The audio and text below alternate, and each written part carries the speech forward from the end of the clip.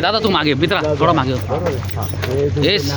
हे मागे इथून आणून वरती हा हा वरचा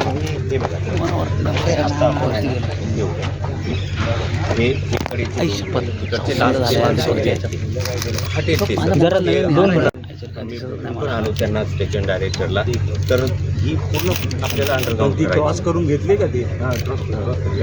क्रॉसिंग झाली ऑलरेडी. हो, रेल्वेने क्रॉसिंग. तर आता त्याच्यात दिक्कत अशी आहे की यांनी ह्या बाजूला जो क्लिअर केला तो आता आपल्या स्टेशनच्या ट्रॅकवरती येतो, म्हणजे तो घेऊन चालणार नाही. आता तो काढावा लागेल इकडचा. तर डायरेक्ट इथून ही अंडरग्राउंड डायरेक्ट पण इकडच्या ट्रॅकला जोडावी लागेल. हे बघा सर, हे अजून हे असं ही आता एक्झिस्टिंग आहे रेल्वेवाली. हा काढायचा आहे आपल्या डेक खालीचे हा. त्याच्यानंतर थोडक्यात सॅटिसचा पार्ट हा इथून त्या असा इथून हा एवढा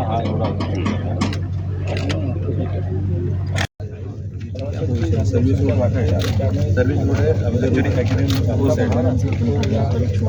तर हा आपल्याला करावा लागेल. आपण करतो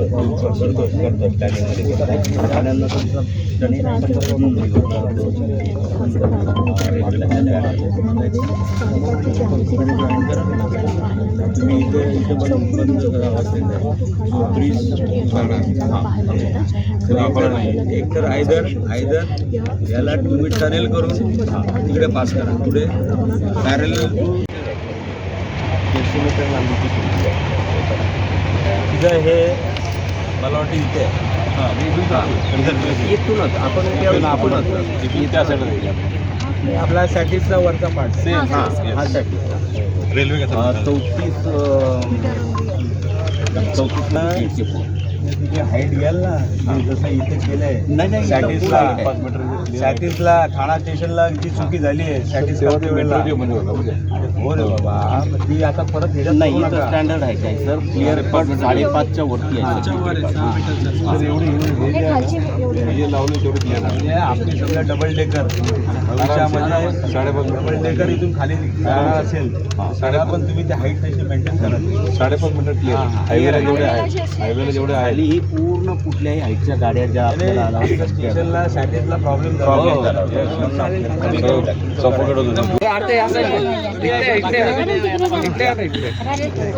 मागे सर हे आता तुम्ही सुद्धा नवीन जागेमध्ये जाताय राहायला, म्हणजे तुमचं ऑफिस.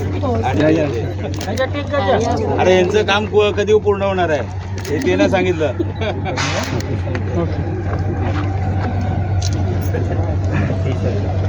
Okay thank you. त्याबद्दल काय सूचना दिली?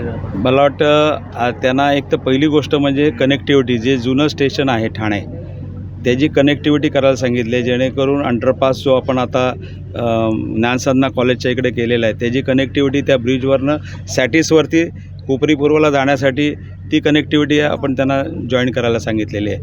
त्याचबरोबर तुम्ही बघितलं असेल आनंदनगर पलीकडे जो एरिया आहे त्या ठिकाणी जाण्यासाठी सुद्धा फुटओव्हर ब्रिज त्या ठिकाणी ठेवलेले आहेत.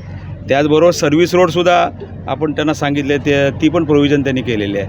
अशा पद्धतीने तो कनेक्टिव्हिटी करून मला वाटतं त्या कोपरी ब्रिजवरती ते इथला प्रवासी त्या ठिकाणी कसे जातील या दृष्टिकोनातून सर्व्हिस रोडसुद्धा आनंदनगरच्या पॅरलल रेल्वे लाईनला लागून त्या ठिकाणी होणार आहे. अशा पद्धतीने या ठिकाणी ज्या ज्या सुविधा ह्या रेल्वे स्टेशनसाठी लागत आहेत, आता तुम्ही बघितलं तर हा टॉवरसुद्धा आहे, तोसुद्धा शिफ्टिंग करून मला वाटतं रेल्वेने ऑलरेडी खालून अंडरपास त्या ठिकाणी हे केलेले आहे. मला वाटतं पाण्याची लाईनसुद्धा त्या ठिकाणी काही प्रमाणात जात आहेत, ते सुद्धा मला वाटतं त्याचंसुद्धा प्लॅनिंग ते करत आहेत. अशा पद्धतीने मला वाटतं रेल्वे आणि महानगरपालिका असं संयुक्त यांनी चांगलं काम या ठिकाणी चालू आहे.